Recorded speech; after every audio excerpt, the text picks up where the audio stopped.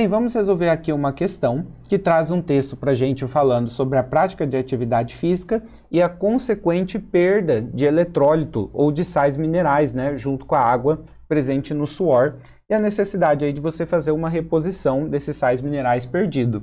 E ele fala de uma solução, né, de um repositor que contém uma certa quantidade, né, a cada 200 ml, ele dá para nós uma certa quantidade de íons sódios, potássio e cloreto. E aí nós temos algumas afirmativas para julgar como verdadeira ou falsa. Vamos ter que fazer conta, né, para acertar essas alternativas.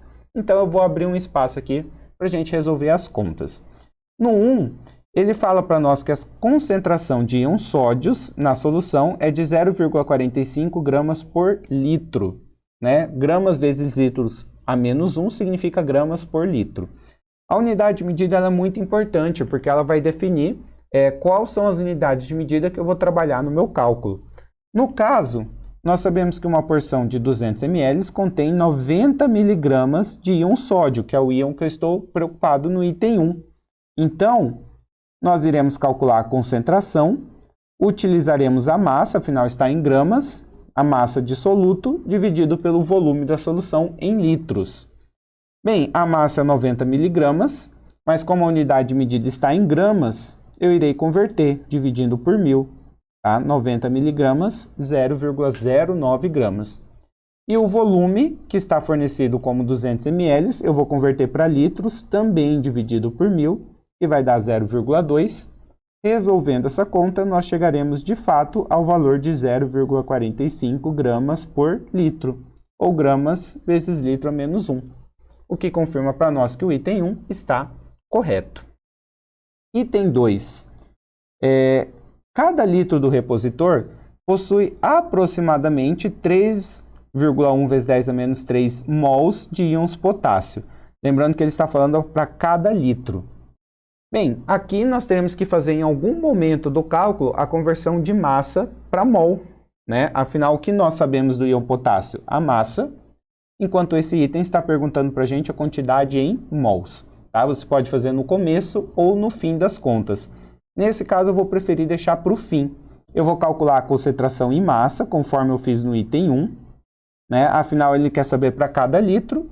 Quando eu calculo a concentração, eu estou calculando exatamente qual seria a massa presente em 1 litro.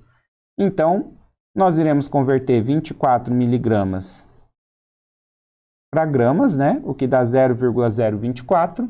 O volume de 200 ml para 0,2 e chegamos então que a concentração em massa corresponde a 0,4812 gramas por litro.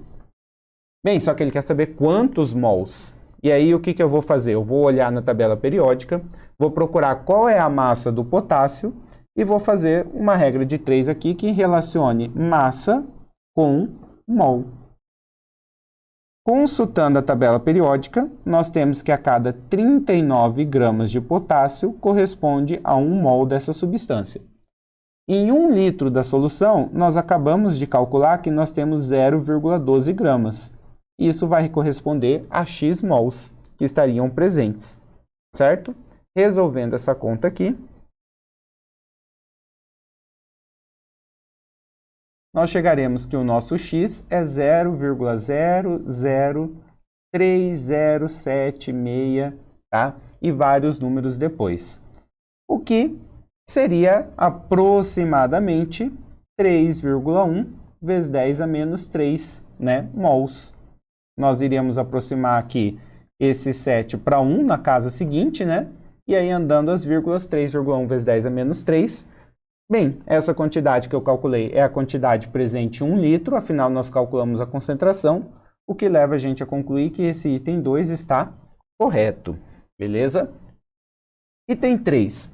A temperatura de congelamento de uma porção de repositor é maior do que a temperatura de congelamento da água pura nas mesmas condições. Como que as substâncias dissolvidas afetam a temperatura de congelamento? Quanto maior a quantidade de substâncias dissolvidas, mais difícil é congelar a água. E quando eu digo mais difícil, significa que eu vou precisar baixar a temperatura para valores menores do que o normal. Então, normalmente a água ela congela a 0 graus Celsius. Se eu tiver substâncias dissolvidas, ela vai congelar em temperaturas abaixo. Nesse repositor, nós temos várias substâncias dissolvidas, o que vai fazer com que ela congele em temperaturas menores do que o normal, ok? Isso leva a gente a concluir que esse item 3 está errado, tá? A crioscopia, que estuda exatamente esse ponto de congelamento, diz que quanto maior a quantidade de soluto, menor a temperatura de congelamento. E para finalizarmos, item 4, para se obter 0,2 mols de íons cloreto, seriam necessários aproximadamente 100 litros de repositor.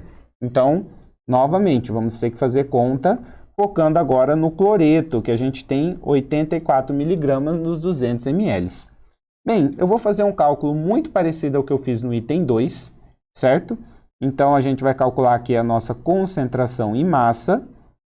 Então, nós temos 0,084 miligramas nos 200 ml, o que leva, então, ao valor de 0,42 gramas por litro. Só que, como esse é um exercício que está trabalhando com mol, né, nós teremos que fazer uma regra de 3, convertendo massa para mol. Então, vamos fazer aqui, ó, massa, mol.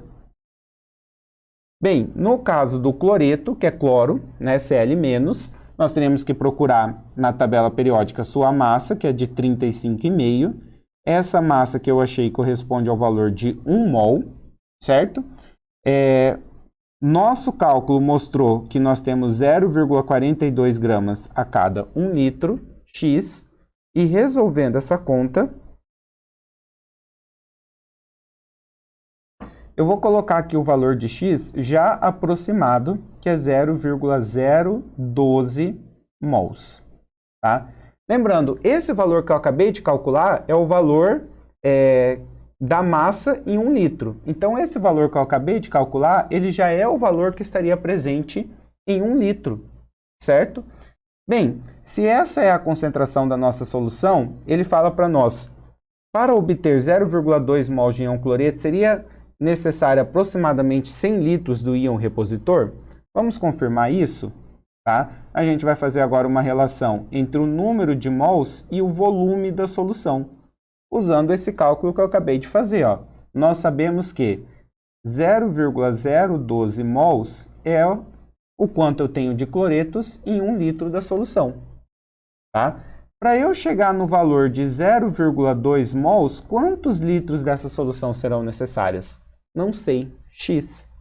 E resolvendo essa última regra de 3, eu chego que é necessário para eu atingir essa quantidade de mols 16,6666 litros, e não 100. Ou seja, o nosso item 4 está errado, consequentemente, nossa resposta certa é a alternativa